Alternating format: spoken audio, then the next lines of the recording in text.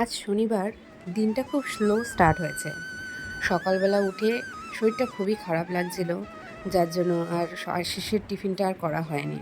নিজেরা একটুখানি ম্যাগি খেয়ে নিয়ে ছাদে চলে গিয়েছিলাম ফুল তুলতে।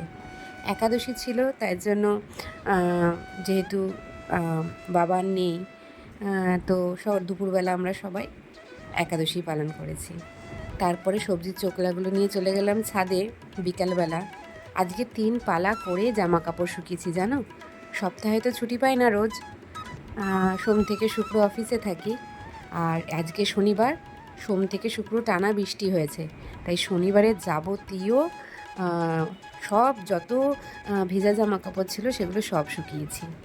আর এটা দেখো, একটা জবার ট্রেতে গ্রো ব্যাগের মধ্যে এটা হয়েছে, এত সুন্দর, কি আর বলবো।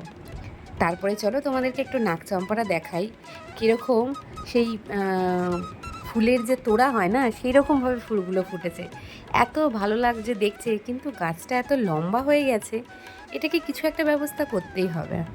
আর এটা হচ্ছে গিয়ে স্পাইডার প্ল্যান্ট। এটা আমি একজনের কাছ থেকে চেয়ে নিয়ে এসেছি, এখনও অবধি লাগানো হয়নি। আর ওখানে দেখো হাইব্রিড নয়নতারার কাটিংস বসেছিলাম, মনে হচ্ছে সেগুলোও হয়ে গিয়েছে। এরপরে সব জামা কাপড়গুলো তুলে চলে গেলাম ঘরে। ঘরে গিয়ে দেখছি যে একটা পার্সেল এসেছে।